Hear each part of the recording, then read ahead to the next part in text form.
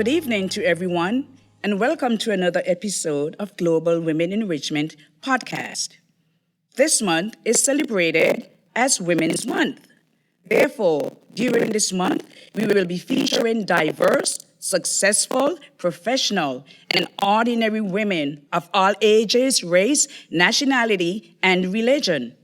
To begin, we have the lovely Arlenna Williams, and she is from Miami, Florida.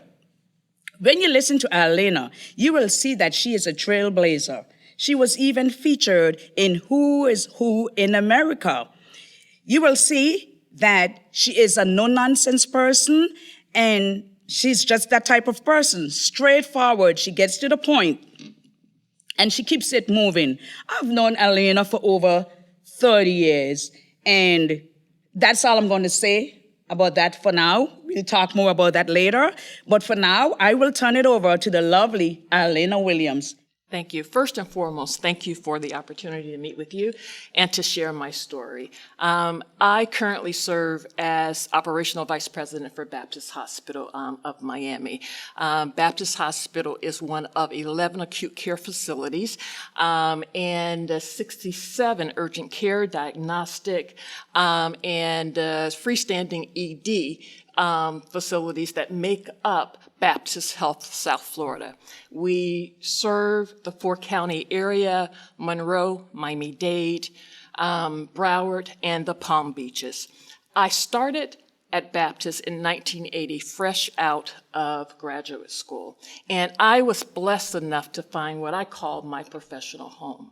And the reason I call it my professional home is because it is an organization whose values meet and match my personal values. So I believe that that has been the key to my longevity and to my advancement at the organization. So when Venoria first approached me about this opportunity, I asked, what would you like me to speak about? And her response was, tell us about your journey to self-actualization. And in all honesty, the first thought was, what about it? Because you see, my journey, although it is unique and personal to me, it is not an uncommon journey.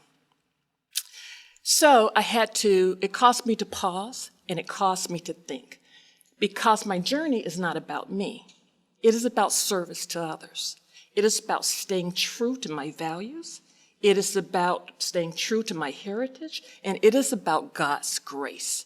So I'd like to have a discussion with you in terms of what I call everyday leadership, and I hope that that is okay. So how many of you here around the table, and those who might be in virtual land, consider yourselves to be a leader and you are completely comfortable in that role? Usually when this question is asked, people are hesitant to either raise their hands or they really start to self-assess themselves in a leadership position. Why is that? There is a gentleman by the name of Drew Dudley. He is a leadership educator that's based out of Canada. Drew says that we have made leadership into something that is bigger than us, something that is totally beyond us, something that is unattainable. We think that leadership is about changing the world on some grand scale. So we start to devalue the things that we do each and every day. We don't allow ourselves to take credit for them, and we don't allow ourselves to feel good about them. So don't get me wrong. There are some incredible leaders who are on the world stage and doing exactly that. They are changing the world on a grand scale. A number of them, such as Stacey Abrams in Atlanta, Kamala Harris, our first female VP of the U.S., Marcia Fudge, who was recently appointed as the U.S. Secretary of HUD. That is just to name a few, but I will guarantee you that if you speak to those individuals, they will tell you that they have reached the pinnacle of their career by being in the moment every single day. Leadership is about building coalitions. It is about listening. It is about valuing others. So, it is also about creating work groups in environments that are psychologically safe, whether it is home, a school, church, a nonprofit organization, or a business. It is about being intentionally inclusive in actions, words, and behaviors. It's also about knowing that you nor any one person has all the answers, and trusting that we collectively can rise to any challenge. But we only do that through being inclusive. We only do that by being brave enough to seek diversity. Diversity of thought, of experience, of background, of religion, of gender, of race, of ethnicity, of sexual preference, of social economic status, etc. Leadership is about setting the stage for others to perform on it.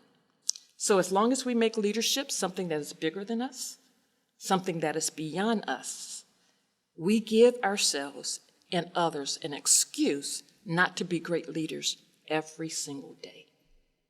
Leadership does not start when you get a position or a title, right? You get the position, you get the title because you're already seen as a leader.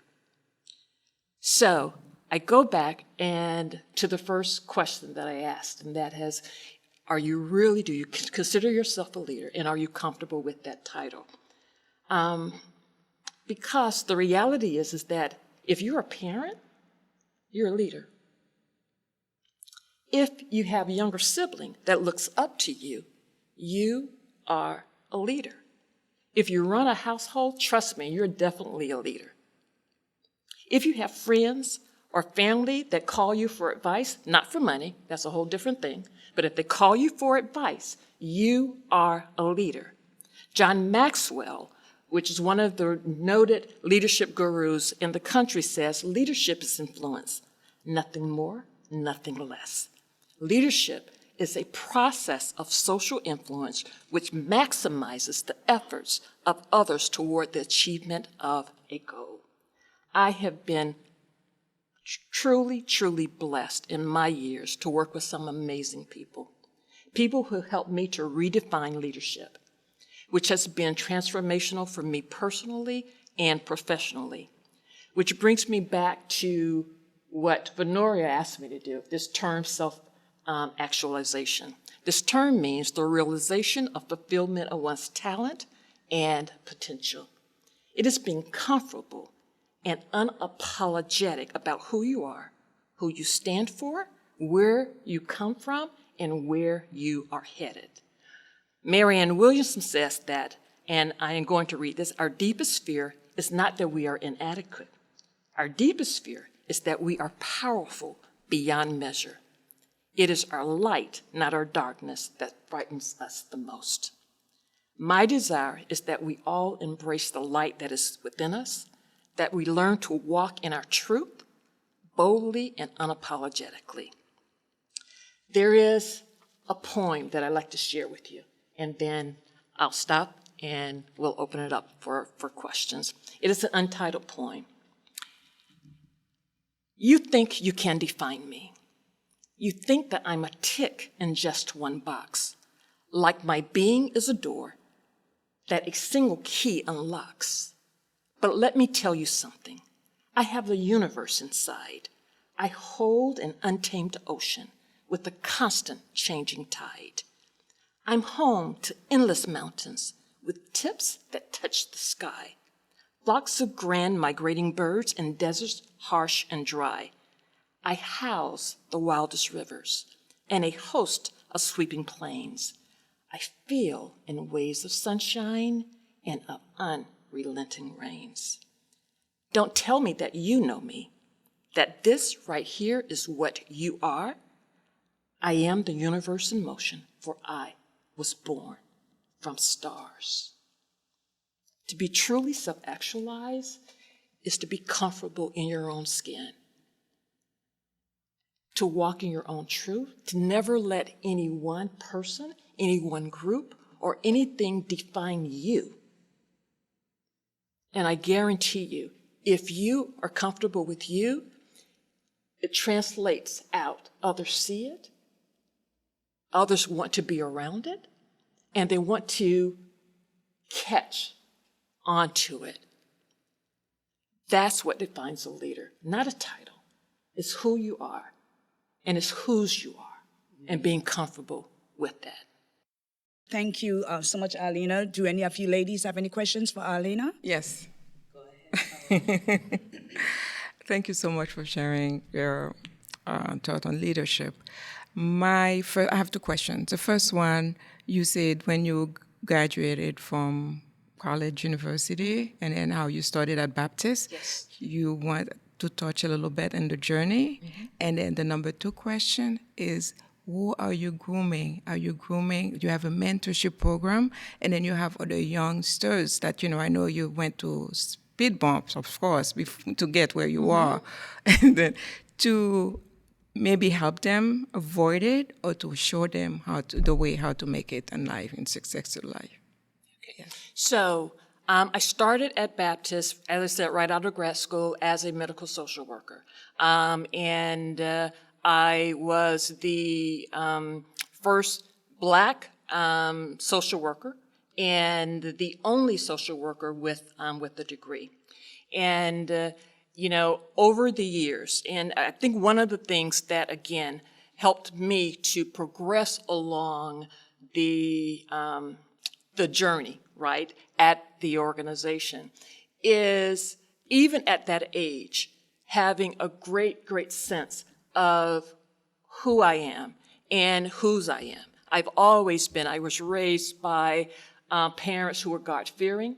I accepted my relationship with God at a very early age. And that helped to define me and provide me with comfort. So to be able to walk every day knowing my values, knowing what I would not compromise, but always being respectful of others, always listening, always trying to reach a compromise, regardless of what that conflict was. You said something in terms of challenges. Yes, there were many challenges. There were challenges because I was young, right? And most of the individuals around me were seasoned, especially the physicians and the like. There were challenges because I was Black. There was challenges because I did not grow up in the same, with the same economic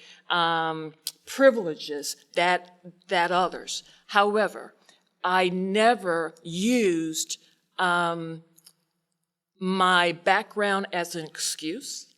I always went to meetings prepared, right? God opens doors, but he also requires us to be able to walk through those doors with confidence, and he requires us to be prepared and to be competent. So I always was overly prepared because you realize that as a person of color, right, the field is not level. Right? You always have to prove that you have abilities above and beyond other individuals. So that really has helped me. So I started as a medical social worker. I eventually became the assistant director of the social work department, a director of the social work department. And then at some point, the administration came to me and asked me to step outside of my role as social work and take a temporary job as a person who was leading a transformational project, and it was called Patient Care Redesign. And they said, we cannot guarantee that you will have a job after a year. What we will tell you is that it is an opportunity for you to work outside of what you have been trained to do. And after a year, we will make a decision in terms of, what happens. So I had to really go home and I had to pray about it. And I asked, before that, I went back to them and I said, why me? And they said, because you are respected, but you also have an ability to operate here within the organization across all lines, right? You're not seen in terms of being in anyone's camp, right? Because you have nursing, you have the non-clinical, you have the physicians, you have a number of different cultures that make up the organization culture. And I've been able to navigate very successfully between all of those groups without any political issues. So I thought about it. I prayed about it, and I said, okay, it's an opportunity. And so I took the opportunity. Most people would not have. But I took the opportunity. That particular position lasted for more than a year. It actually lasted for about 3 years. And at the end of the 3 years, they asked they actually promoted me to assistant vice president after the 3 years. To answer your other question from a mentorship standpoint, my job as a leader is always to mentor. As I said, leadership is not about me, right, or the leader. Leadership is about setting the stage for others so that they can perform successfully on that stage. So anyone that is a direct report, it is my personal responsibility for them to shine. My role is to provide them with the tools and the resources that they need so that they can do their job and they can do it to perfection. And to open the door for them so that they're able to reach their potential. And I'm happy to say that there are a number of people across the organization, not only within our hospital, but within our system, whom I've been instrumental in terms of helping with their career. Thank you so much, Arlenna. That was a powerful presentation, humbly presented, I must say. And I am so grateful for that. Points that jumped out at me is the power of influence and how you did not allow things that could have handicapped you to keep you down, but they became powerful tools on your journey. And right now in our society, there is the words being thrown around and the conversation is happening about racial injustice. And you very clearly stated that that was one of your barriers and you did not allow it to pull you down. So speaking directly to our listeners today, I would like to ask you to share with them how not to allow some of these things that we face in life to keep them down. Some are not educated, some are striving to define who they are so that they can understand their own power of influence. There's a lot of insecurity and feeling rejected or not loved, or tragedies have happened that they feel they can't overcome. I'm thinking of some of our listeners as I speak to you. And I believe that what you shared with us today has power to pull them out of their deep places, to reach beyond and become who God has chosen them to be. So we all have obstacles and challenges that we face in life. The key is to not let those obstacles and those challenges define you as a person. You go through them,